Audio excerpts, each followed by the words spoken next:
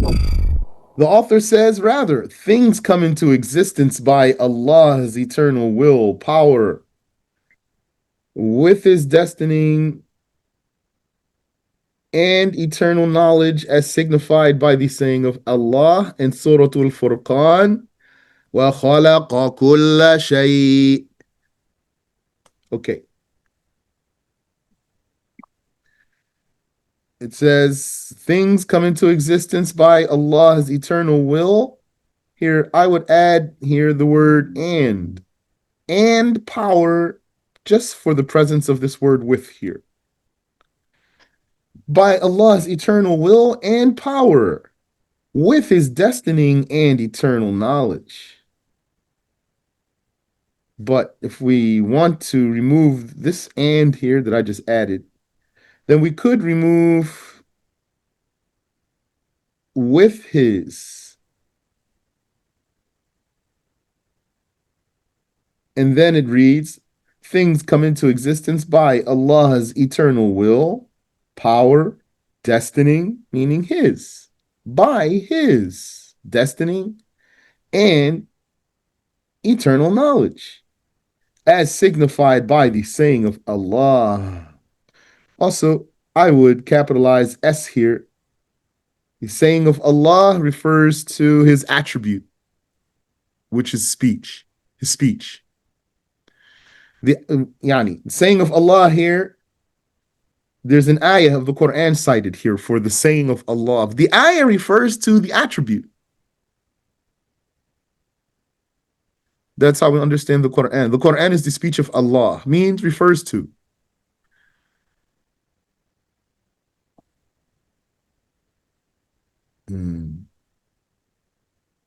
This means Allah created everything. Yani khalaqa, he created. The pronoun is it's called damir mustatir, built-in pronoun. Wa khalaqa ay huwa, he created kulla shay, everything.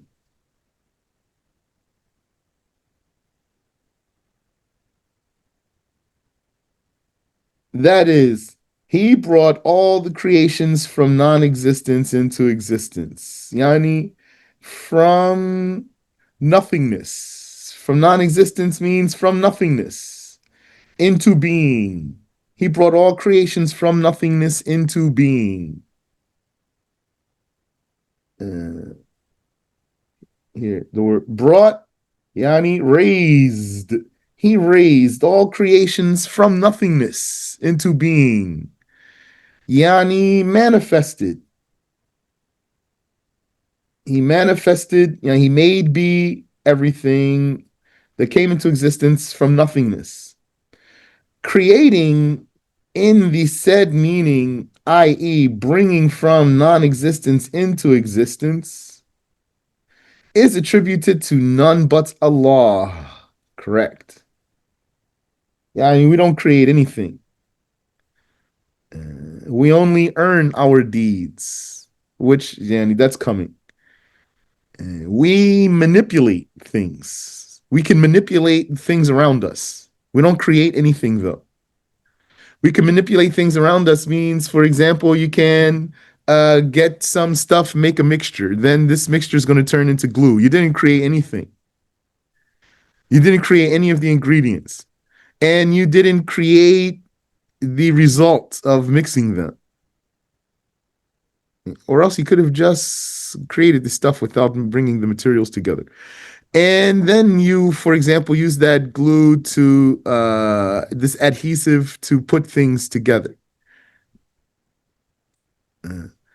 Like this. And you have objects in your house. You can move them around, replace them, put them in one place or another place. This is what we can do. This is not creating anything, just manipulating things around us. Yeah, and you would, for example, play billiards, pool, and you hit the ball with this stick, and then the ball collides into another ball, and then that ball goes off into another direction. None of that is creating anything from us. We're not creating anything. Allah is the creator of everything. Allah said in Surah Fatir, هل من خالق غير الله? Is there a creator other than Allah? Yani, that's literal meaning. This is a question. It's a rhetorical question. This means no one is the creator except Allah. So the translators chose to translate the meaning in the end, the ultimate meaning of the ayah, which is a denial of a creator other than Allah. That's correct. And they didn't see that it's worth translating it literally here, which is to translate the question. Is there a creator other than Allah? Yeah, I just got down to business, as they say, and gave the meaning. No one is the creator except Allah. Hey, also, they said the. So Khaliq is indefinite here. Is there a creator other than Allah? And the answer is La. No, there isn't. The Mu'tazila disagreed on this issue and said the slave creates his own voluntary acts. So it seems to me that this word on should be about. The Mu'tazila disagreed about this issue and said the slave creates his own voluntary acts. The Muslims deemed them non-Muslims for this. Yes. Yani, the Mu'tazila believe in creators other than Allah. And this makes them then mushriks. They are pagans. They have a very severe case of blasphemy, the Mu'tazila. Because they have paganism and atheism at the same time.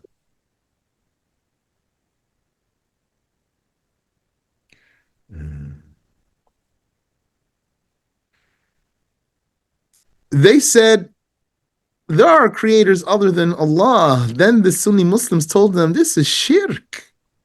You are comparing Allah to the creations or the creations to Allah. They would say, no, it's different. Don't you say Allah sees not like we see, Allah hears not like we hear? We say Allah creates not like we create. It's all this is blasphemy, what you are saying. This is same thing. They say, no, it's not the same thing because Allah creates without body parts. They will say Allah doesn't have a body. They say Allah is bodiless. So he doesn't create by limbs and moving. We have bodies. So we create by limbs and moving. So it's different. So if you're not sharp enough, then you're not going to know. You might say, oh, okay, no, that's blasphemy. What's the same? What is it that's the same? What is it that's the same is that they are saying that they bring things from nothingness into being. That's blasphemy. This is the meaning of creating. We never said in the definition of creating by limbs. Creating is to bring something from nothingness. Is to raise into being something from nothingness. This is what they believe they do. They say, well, we don't bring bodies into being, we only bring actions into being. So it's not the same. We say it's still the same because we say bodies and actions are brought into being, both of them. We didn't say in the definition of creating. Creating is bringing forth bodies into being. We say bringing forth anything, bringing something into being from nothingness, whether it's a body or an action.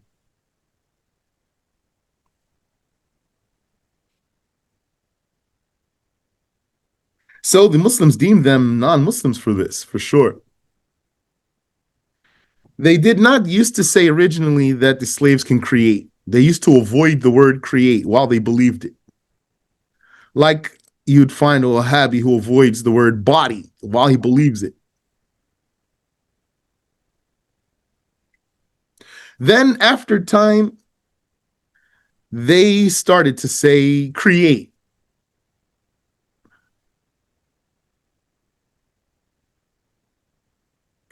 Abu Hafs Umar an-Nasafi, may Allah have mercy upon him, said in his famous book, The Nasafi Creed.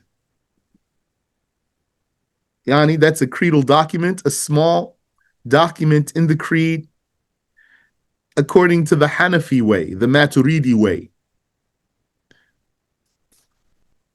That one's one of my favorites.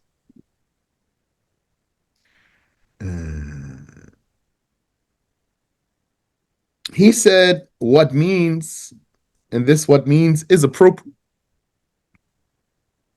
Excuse me, it is appropriate because what's here is an indirect quote of what An-Nasafi said, meaning not verbatim quote.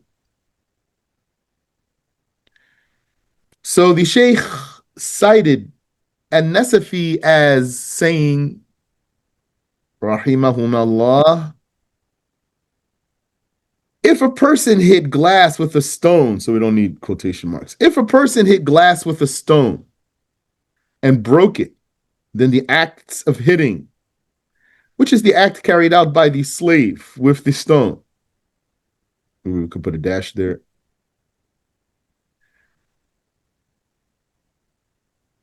which may or may not result in breaking. And here, instead of this which here, put and, because we just said which. So better to switch the word there. The acts of hitting, which is the act carried out by the slave with the stone, and may or may not result in breaking. And breaking, which is the act of the slave done to the glass by throwing the stone. And the state of the glass being broken, which is shattered. And the glass now being shattered, which is the effect that occurs in the glass, such as being cracked, shattered into pieces, etc., were all created by Allah, not by the slave. Yes.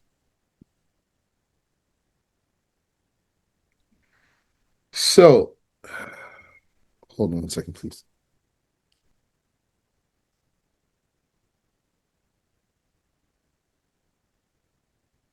Pardon me.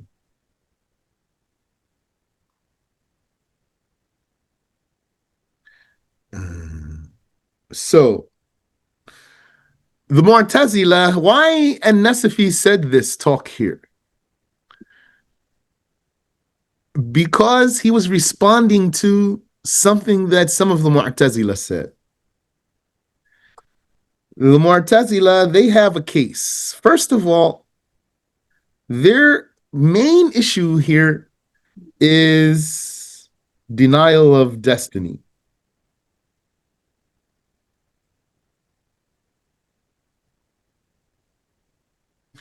Their denial of destiny comes in the form of their saying, we create our own deeds.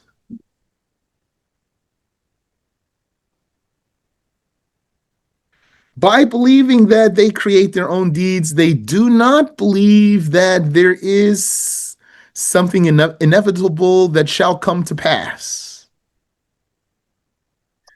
They instead believe that things are happening in time. There is nothing pre-written, according to them. In their believing that they create their own deeds and their denial of destiny, they branched off into numerous cases. Amongst those cases is the case of cause and effect.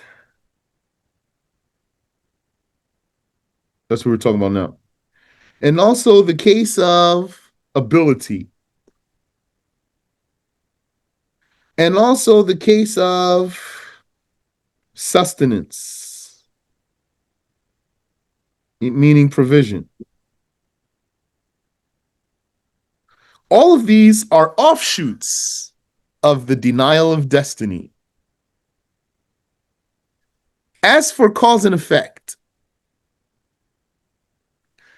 it's what we are saying now. So the Mu'tazili basically believes that if he were to set up a row of dominoes and then he tips over the first domino, which knocks into the next one, and then every subsequent one falls over.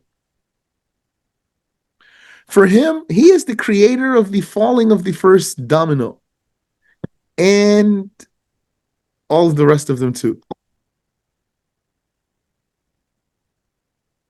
That's definitely shirk. And some of them said it has no creator. They said all of those resulting occurrences have no creator. That's further into this case of cause and effect. So that's a case of theirs. And then they delved.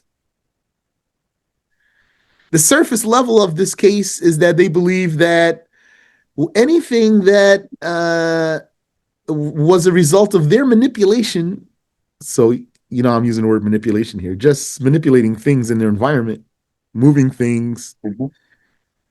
Anything that results from their manipulation is a creation of theirs. That's the base of this case. It's called, though, in Arabic, tawallud.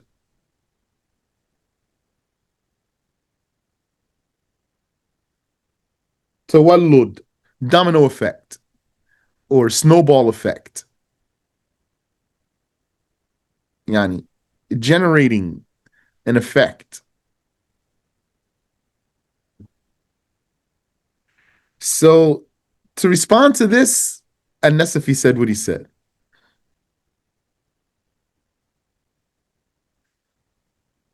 As for this case of ability, they said, since they believe they create their own deeds, they said, our ability to do something exists before we do it. And the people of the Sunnah said, La, you are unable to do something until you do it. Because you don't create your own deeds. You are unable to do something until you do it. They said, La, how can you claim we are unable to do something until we do it? If we are unable to do something until we do it, then how would we be accountable to do anything? We wouldn't be accountable to do anything because we wouldn't be able to do it until we do it. So you're saying I'm not accountable until I do something.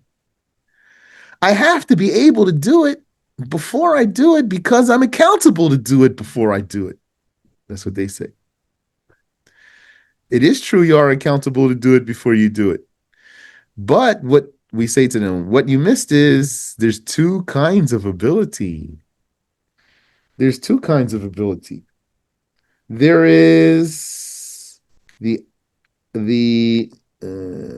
outward ability, and there is the inner ability, the outer ability and the inner ability. The inner ability is the real ability.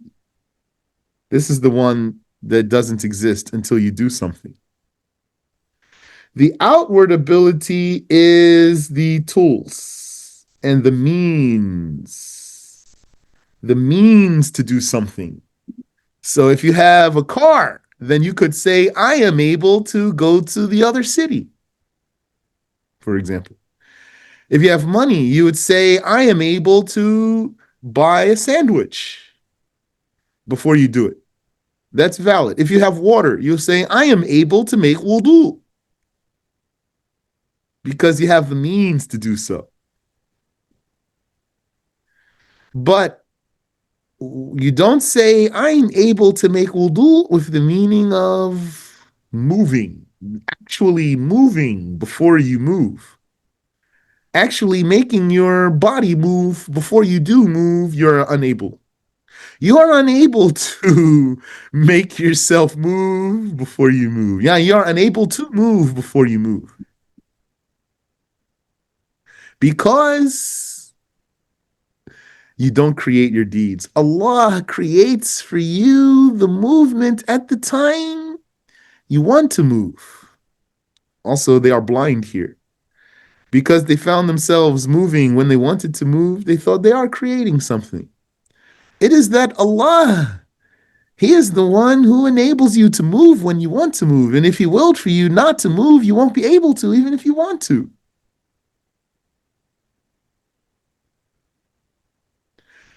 And even without being sick, if He willed for you to be unable to move, you won't move. And as for the sustenance, they say only the halal is sustenance, rizq, not the haram. They say sustenance from Allah is only halal, not haram. We say no. Sustenance from Allah is anything that benefits, whether halal or haram. And what was it that led them to this blunder? Was the denial of destiny. So those people, they have a lot of blasphemy and they have a lot of arguments. The Mu'tazila, the scholars said they are afhalul firaq. It means the toughest sect, the toughest devious sect. Because of their many, many, many fallacies and the intricacy of their fallacies also.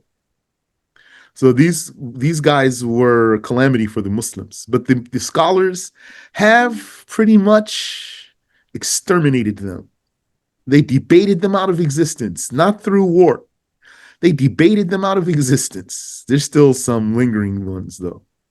Every now and then, someone who's a Mu'tazili fanboy will send me a message on YouTube. That's how I knew they still have some stragglers. SubhanAllah. But it's rare. They use all those arguments too, the ones we learned about from centuries. They bring up those cases.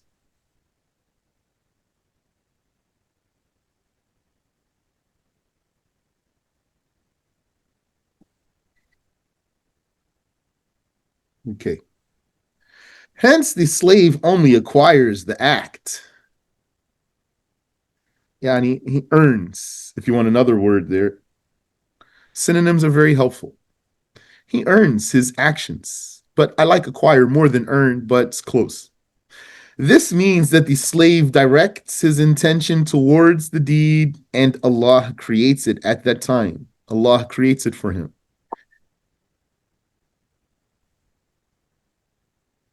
Whereas creating is for none other than Allah. So, what do the Mu'tazila say? They say, if it were not that we can create our own deeds, then how are we accountable? We cannot be accountable. You're saying, excuse me. Alhamdulillah. They say to us, you are saying that we they say to us, you are saying that we are accountable without being able to create our own deeds. We're going to say, yeah, we are saying that. Yes, no problem. You're going to say, yeah, no, there's a problem here. Because if I can't create my own deed, then I can't do anything. So that's because he's blind here. So if I can't do anything, how am I accountable? I'm going to say to them, why do you think you can't do anything? You can do something by Allah creating for you. Then he will say, but this means Allah forces me. And if Allah forces me, then how am I accountable? We're going to say, does not mean Allah forces you. He's going to say, yeah, if he's creating and I'm not creating, then how can I resist his creating? Then he forces me. And if he forces me, then how am I accountable?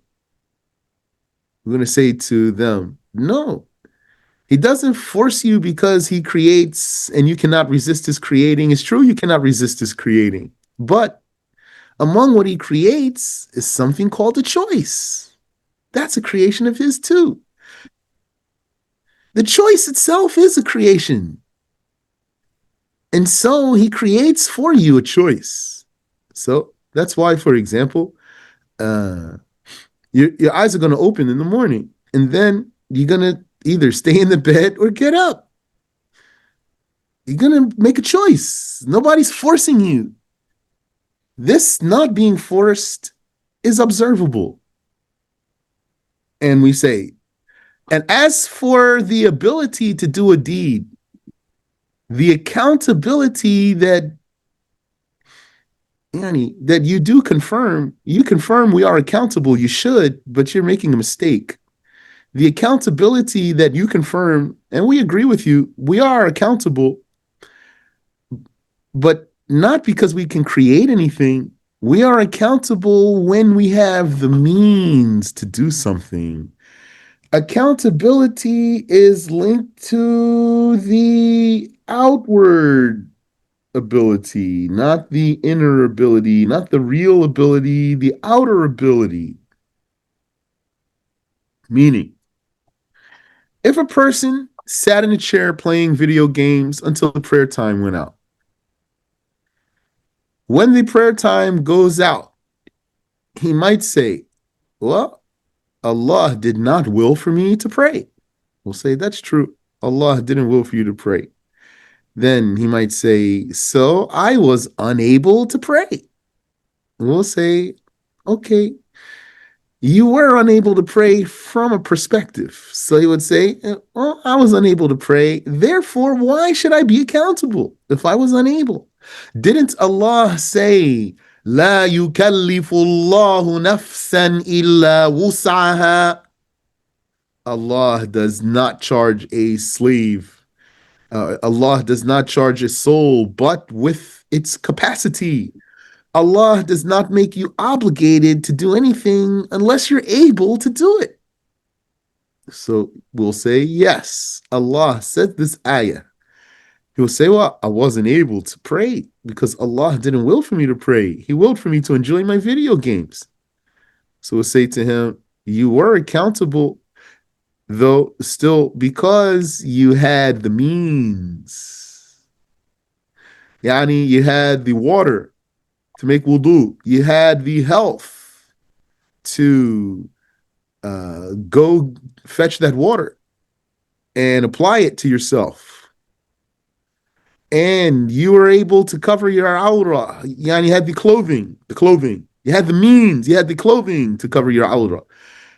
You had the ability to turn yourself to face the Qibla. And if he were to say, wait, how I had the ability to turn myself? Didn't you say that the real ability is the inner ability, which is my power to move in the first place? So I'll say, yes, that's true. So if he says, so how am I accountable for that?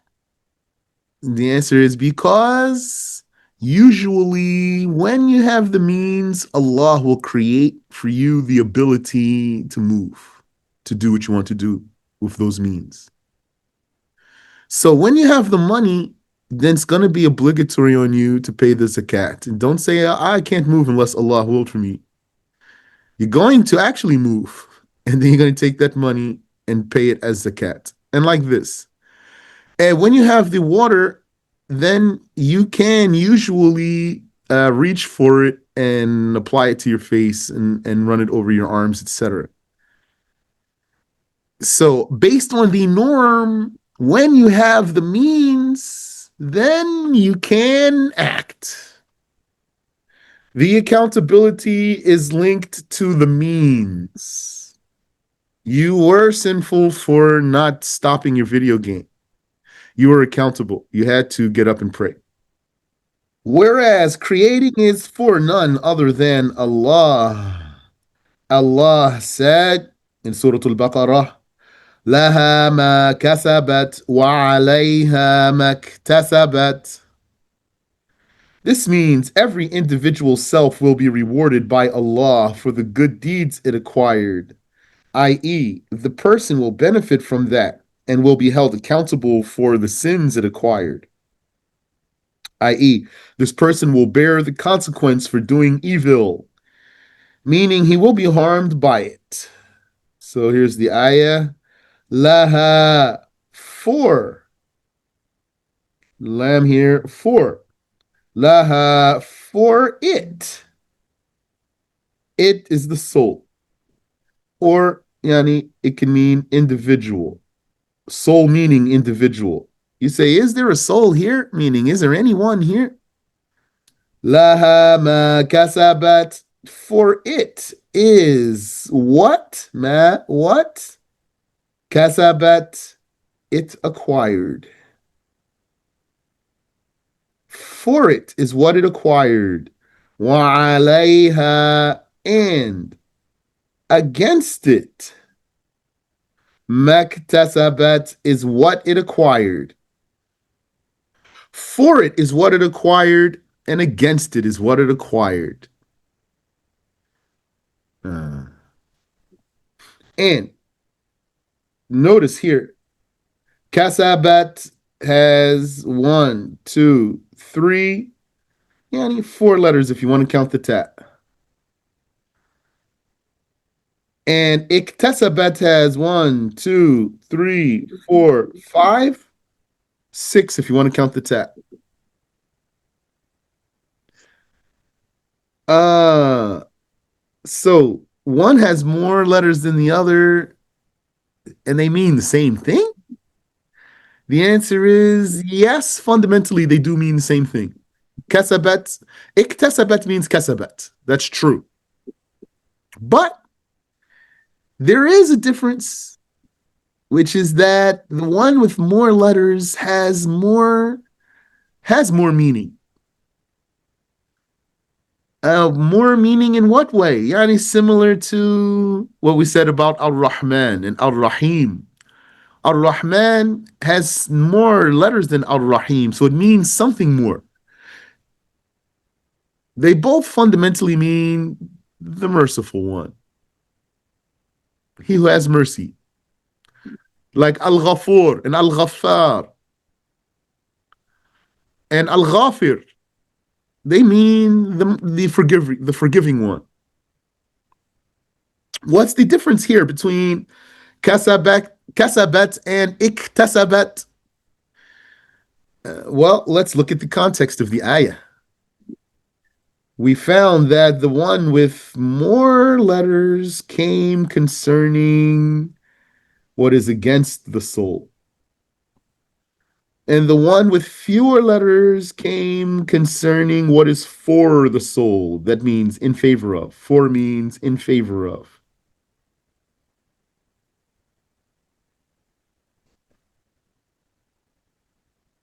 Against means to the detriment to. Why? Because what is done in favor of the soul is a good deed, is an act of obedience. And the act of obedience is more challenging for the slave because it's work, it's a duty. And Allah created these slaves without the inclination to work, meaning they like to play rather. Rather than work, they would play. They would rather play than work. This other one, iktasabat, the one that has more letters, is linked to the one that's against the soul, that's to the detriment of the soul. This one that's to the detriment of the soul, why the verb here has more letters? Because this one is more appealing. So the actor will be more proactive to engage in it so he can enjoy his sin. So that's the difference there. It doesn't show up in the translation. Hence, the slave is attributed with acquiring the deeds, not creating them. And he is judged for what he acquired. And I think we should stop here.